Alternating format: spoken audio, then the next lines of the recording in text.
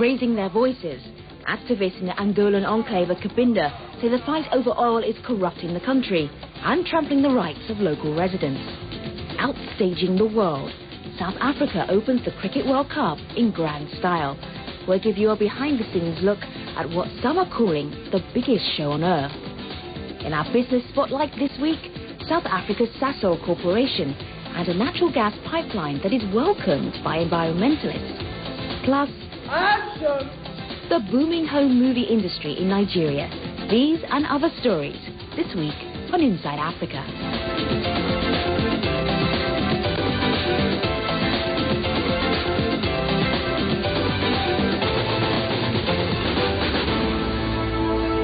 Hello and welcome to a very packed program indeed. I'm Femi Oke, sitting in for Tumi Makabo. Our very first stop is Angola, a country emerging from nearly 3 decades of civil war. After such a long period of conflict, the way ahead seems unclear as the people try to focus on rebuilding. Now experts say one factor is making things even more complicated for this country. At issue, what some call the fight over oil. And one region is drawing particular attention. It is oil-rich Cabinda, a province where activists insist on independence from Angola. Charlene Hunter-Gort reports. At dawn, joyful noises praising God, but all is not happy in his house.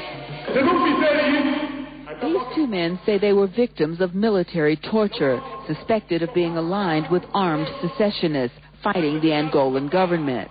Its officials insist this tiny oil-rich territory between the 2 Congos is an integral part of Angola. Government critics like Father Casimiro Congo say the battle is over oil and who will control it.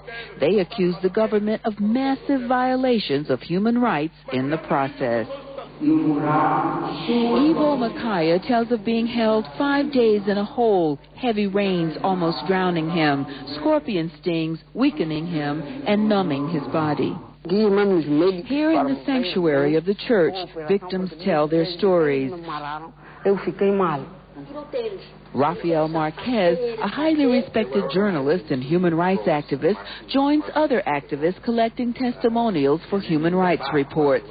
They include alleged summary executions, torture, sexual abuse.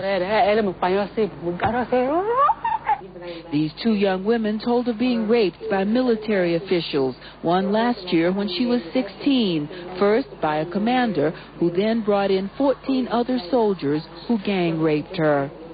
At a local clinic, a doctor confirms the massive physical and psychological abuse. I think what is happening here can be characterized as part of a process of ethnic cleansing. Cabinda's oil production accounts for most of Angola's output. The United States gets some 7% of its oil from Angola. Chevron Texaco, operating behind fences of what the locals call Little America, is accused by activists of complicity in aspects of the government's assault on Cabindans, for example, allegedly allowing suspects to be interrogated on their premises. Father Congo tells me, here, Chevron has merged its own heart and soul with the government's own heart and soul. The same ethic standards they use in the United States, they must use here. Not because we're Africans, Chevron can think they have the right to help kill us. Just down the road is the entrance to the vast Chevron Texaco complex. When we asked for permission to speak with someone about the problems that have been raised here, a spokesman told us that we couldn't do that at this time for security and operational reasons. Government officials insist there's no complicity nor evidence of human rights abuses. It's just a question of propaganda from those who,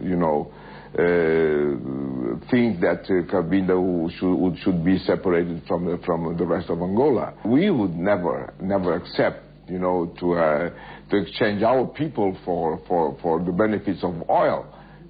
Neto says the government plans talks with Cabindans about their development needs. Activists say there's enough oil wealth in Cabinda to net each resident of the province more than $100,000 a year. Charlene Hunter-Gault, CNN, Cabinda Province, Angola. The allegations against Chevron Texaco are not new. An Angolan-based human rights group is one of several organizations that made similar accusations in a report released late last year. This week, Chevron Texaco issued a statement denying any wrongdoing. The company said, and I quote, "Our commitment to operate in a socially and environmentally responsible manner is a role we take very seriously," unquote. Chevron also dismissed allegations that it allows the police to interrogate suspects on its premises. It says the Cabinda Provincial Police have maintained a post at Chevron's camp in Malango since independence. It also adds, "We have no knowledge of any human rights abuses occurring at the Malango police post." And the company says if it were to be shown that inappropriate activities or behavior by the Cabinda police relating to this post had occurred, Chevron's Angolan affiliate, Cabgok, would request immediate corrective actions to be taken. Time now for a break, but when we return, we'll take you to a photo exhibition that shows a different side of Africa.